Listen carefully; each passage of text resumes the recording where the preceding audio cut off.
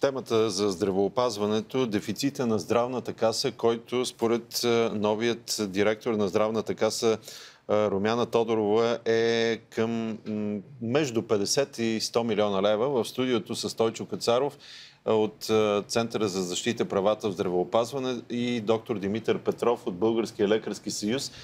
Продължаваме темата. Предишния път с вас си говорихме кой да оглави здравната каса. Ето, че имаме вече... имаме... Да. Сега обаче ще познаете ли как ще се справим без недостигащите милиони в здравната каса? Ще се справи. По моя преценка ще има такъв дефицит. Даже мисля, че е по-голям, зависи от това как ще върват разходите. Ако върват по същия начин през следващите месеци, според мен дори ще е по-голям от това, който... Резерва на касата е 269 милиона според разчетите на Румяна Тодорова. Това обаче няма да попречи за актуализацията на бюджета и ще стигнат парите според нея. Дали ще стигнат или няма да стигнат, Лекарския съюз е доволен. Искаше много оставката на Пламен Цеков. Вижте, сега аз съм бил директор на тази каса срещу колега и биш директор, няма да кажа нищо така без поводи. Ние искахме оставката на доктор Цеков поради две причини. Първо, липсата на прозрачност в управлението на касата и второ, точно заради този проблем, който стана. В края на миналата година ние предвидихме, че около 100 милиона лева ще бъде дефицита на касата поради прехвърлянето на тези дейности, необосновано от Министерството към касата.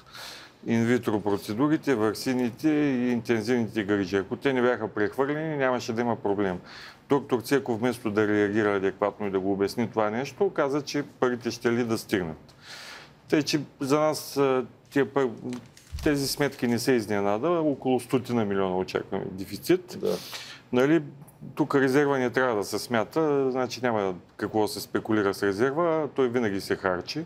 Той затова е оперативен резерв годишен и той е в интерес на истината и заложен почти изцяло в разчетите за болнична помощ и за лекарства. Имате ново предизвикателство. Днес в едно интервю доктор Нигяр Джафер казва, че трябва да бъде изработен за 10 дни изработена национална здравна стратегия, за да може да има дългосрочно развитие в здравеопазването и най-вече финансиране. Оптимист ли сте? Как ще стане това? За 10 дни аз не знам. За 10 години няма така. Между другото, изработването на здравни стратегии е така един... Трябва да бъде приета едва ли не за 10 дни. То, според мен, такава национална здравна стратегия има през годините и може да се вземе от тук, от там. Това е национален спорт да правим здравни стратегии и да не ги изпълняваме след това. 3 или 4, аз вече забравих колко са правени последните 10-15 години. На практика той, който я направи, дори и той не я изпълнява. Обикновено се прави в края на мандата на управлението, съвещаваш на другия казва, че това противоречи на неговата политическа философия, че той ще си направи собствена и така до ден днешен. Пак говорим... За 10 дена не може да се направи здравна стратегия. Ето, цитирам ви какво пише. Един документ, който трябва да бъде много добре обмислен и широко обсъден и ние трябва да го приемем буквално за 10 дни. Не може хем да бъде обмислен и обсъден, хем за 10 дни да стане. Това са значи невъзможни работи. Имаше реално две стратегии направени, от която първата така до голяма степен се изпълни. Това беше на правителството на ОДС, което по-нататък отчасти се изпълни. Следващата стратегия реално не се изпълняваше. Сега наистина трябва да се приеме една за периода 14-20 година желателно, за да има някаква така последователност в действията на управляващите. Това е добре да стане, тъй като още повече, че по мое лично мнение се очертава честа смяна на правителства в България следващите години, което обуславя необходимостта да има някаква последователност и ясни цели тази стратегия. Това може да стане до края на годината. Тази стратегия има и екшен план, т.е. план за действие. Тя трябва да има ресурсна, финансова обезпеченост, кадрова обезпеченост. Доктор Кацаров, идеята е, исках да ви задам този въпрос. Имаме нов шеф на здравната каса. Ново правителство, нали, на месец и половина, под звуците на вувузели и на така нататък. ако има смяна на правителството, какво означава? Отново ще имаме нов шеф на здравната каса. Нали, затова се борехте да няма при всяка смяна на правителство нов шеф на здравната каса, това да не е политическо назначение. Стратегии и работи отиват в небитието. Има нещо друго, което е важно, което също обикновено пропускаме, когато говорим за стратегии. Вторачваме се в документа, в името, в необходимостта да има такъв документ, а не обсъждаме основните въпроси. При нас няма съгласие в България, специално по отношение на лечебното здравеопазване, на това, което се прави в болниците, при джипитата, при специалистите, в лабораториите. При нас, нашето общество не е постигнато съгласие какво е това. Това бизнес ли е или е някаква социална дейност, която се издържа от държавата, някаква административна услуга? Липсата на такова съгласие води до там, че трудно се приемат стратегически документи и след това не се изпълняват, защото смяната на правителство идват други, които имат различен поглед върху тая система. Защото ако ние се съгласиме... ние ако се съгласиме, че това е бизнес като всеки друг и защитата опира само до задължителното здравно осигуряване, от това следва, че политиката в тази сфера трябва да бъде на дерегулация. Държавата трябва да се оттегли. Тя няма какво да прави в един бизнес. Обратното, ако приемем, че това не е бизнес, а социална услуга и административна дейност, това означава засилване на месеца на държавата. Тоест, тия противоположни възгледи, докато намерят общо решение, ние няма да можем да продължим напред. За мен всичко това е един абсурд да се говори за различни правителства с различни стратегии, при положение, че всички хора знаем, че искаме едно. Подобряване в възможностите за здравеопазване, хората, когато се разболеят, да се лекуват и по възможност това да не им коства всичко като имане да бъде продадено, за да се лекуват. Какво налага толкова категорични, различни погледи, стратегии? Въпросът е как стигнеш до това? Има наистина всяко нещо, има 2, 3 или 4 възможни решения. Естествено, че в една... пример ви давам. Ето, чета днес при актуализацията на бюджета, че военна болница, тя разбира се е на друг статут, там е по линия на НАТО, по линия на Министерството на отбраната, 67 милиона лева има дългове. В същото време малките болници, Девин, други болници, в Пловдив правихме доста голяма тема за белодробната болница, имат дългове по 1-2 милиона, няма и толкова, и трябва да бъдат закрити. Въобще, ето една диспропорция, едно нелогично и във военна болница лекуват хора и в болницата в Девин лекуват хора. Като че ли там сме в Девин са втора ръка хора ли или пък там са ненужни. Знаеме, военна болница все пак е елитна болница, политици се лекуват и така нататък. Значи, военна болница е по-особена ситуацията, тъй като тя не е търговско дружество. Даже аз винаги давам за пример, че някои хора искат да извадят от търговския закон болниците, а същото време точно тези, които не са, имат най-големи дългове. Но това, което доктор Кацаров казва, е много важно. Значи, ние трябва да решим по какъв път вървим. Дали по този пазарния път, по който наистина това е решение, то е общо взето десен тип решение или както искате го наречете либерален, или да вървим по другия път. Значи, ако вървим по другия път, по-хубаво да се връщаме към държавно финансирано здравеопазване, тъй като то наполовина е такова.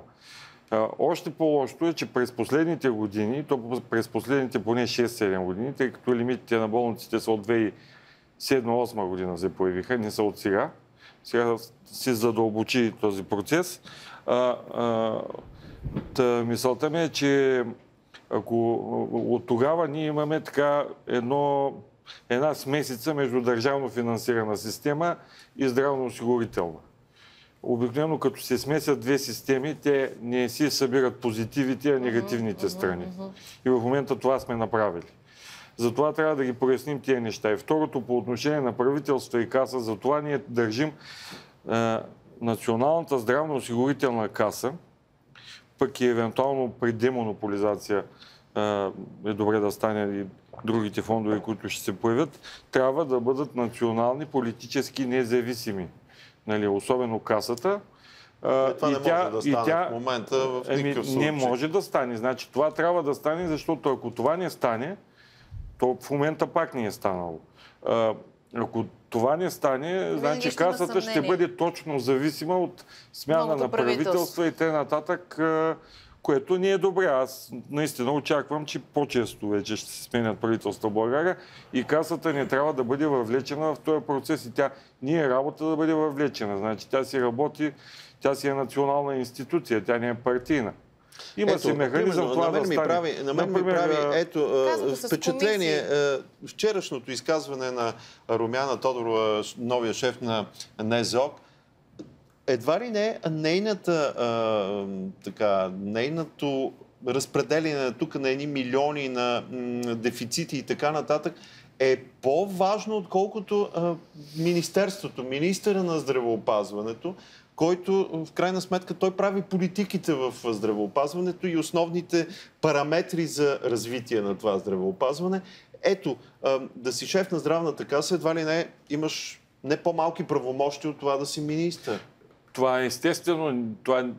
Това, че шефа на здравната каса може да има много високи правомощия, той управлява парите на здравно осигурените лица. Обаче тук, като говорим за бюджет, аз искам да получим много ясен отговор. Говори се, че не е остойностено, че има дефицит. Значи как правим бюджета за следващата година? При положение, че дейностите не са остойностени, т.е. вземаме какво ще плаща касата, даваме реални цени и така правим бюджета, което никога не е правено, или продължаваме по стария начин. Вземаме и ни пари, казваме, че там има 2 милиарда и половина и покриваме този пакет с някакви измислени цени. За онколекарства 75% от предвидените вече са едва ли не изразходвани до края на месеца. Може ли да направим, примерно да направим сценарий колко души ще заболеят при положение, че на година? Увеличението на болните това са предвидими работи. Те са в някакви малки разлики. За онкоболните беше ясно още декември, че няма да стигне.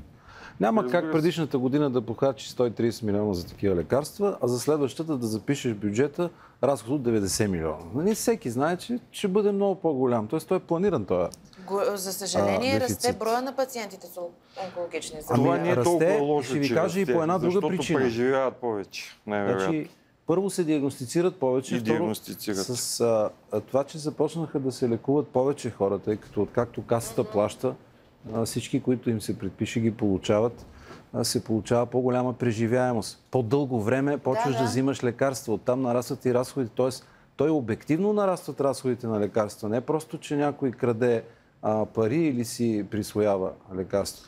Но тая тема, ми се ще да не я пропускаме, да не я преминаваме така с лека ръка. Трябва ли да има такива ведомствени болници?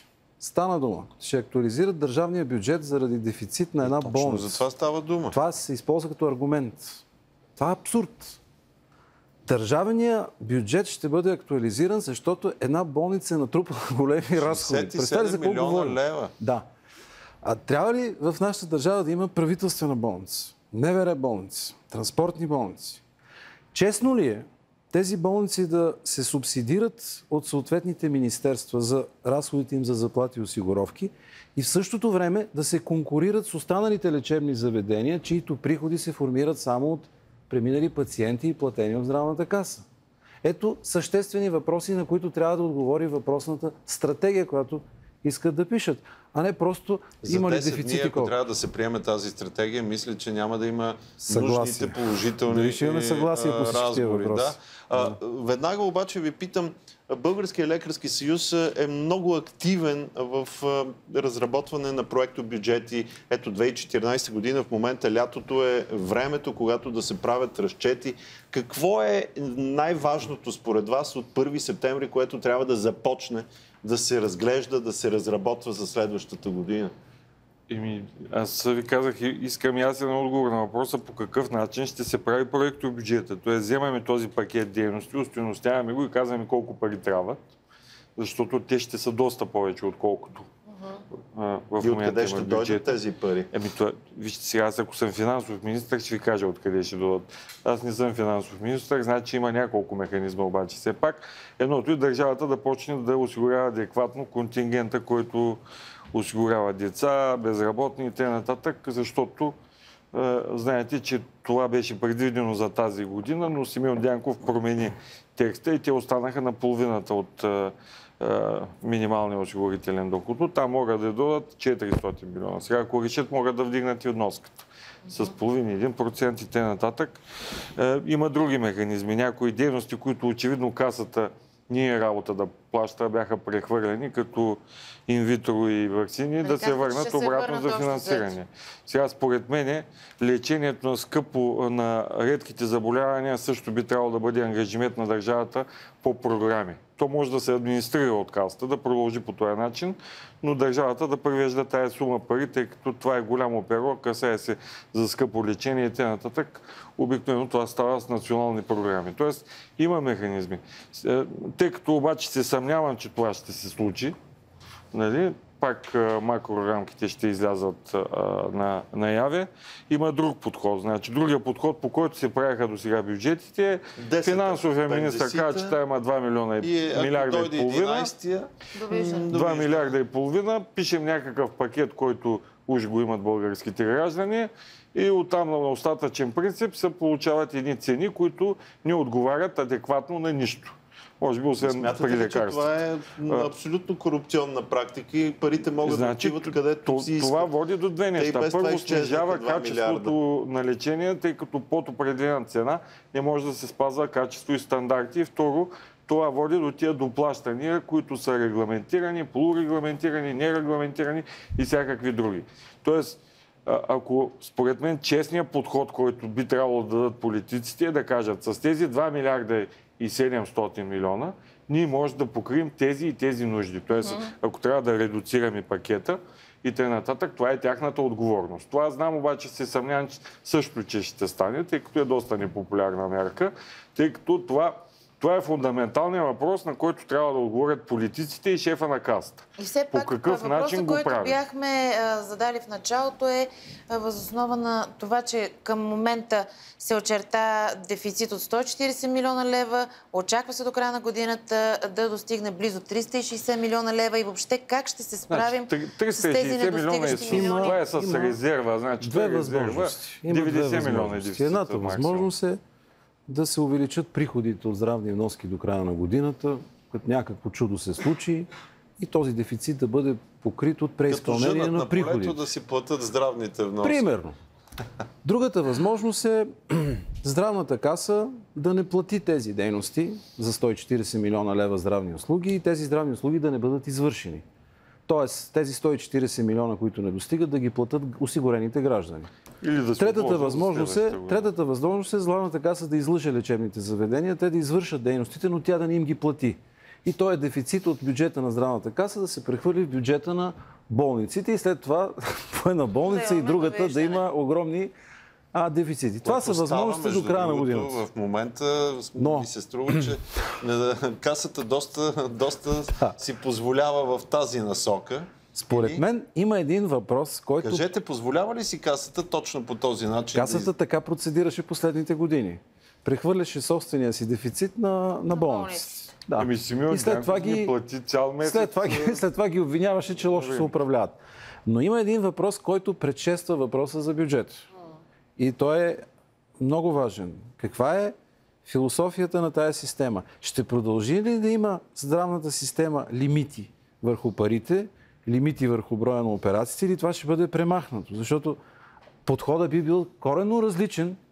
Отваря ли се тая тема? Говори ли се за това? Ето, аз се отварям, защото хората, които в момента управляват държавата, БСП, ДПС, в предизборната си кампания казаха, че ще премахнат лимитите. И аз ги подсещам от вашето студио. Моля ви се да си припомним. Вие обещахте, в тази национална здравната стратегия, че ще премахнете лимитите и това може да стане от 1 януари 2014 година. Да речем, че тая година е минала.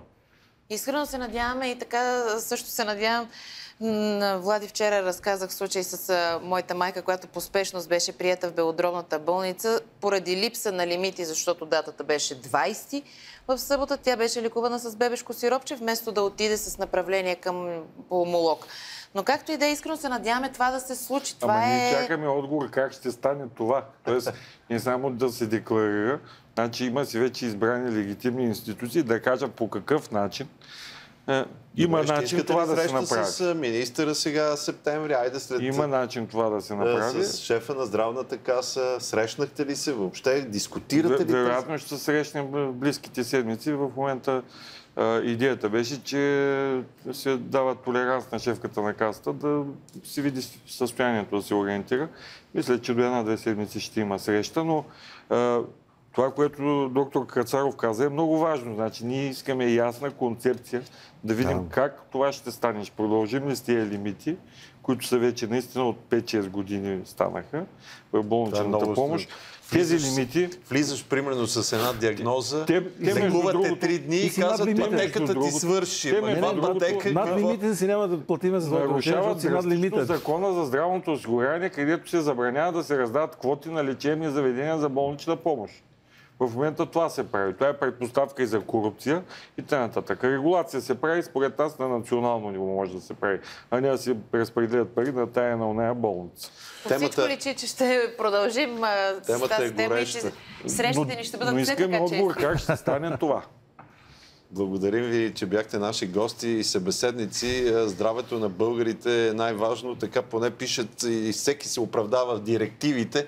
Дано стане и наистина това и дано политиците не започнат да лекуват. Защото това вече ще бъде пагубно.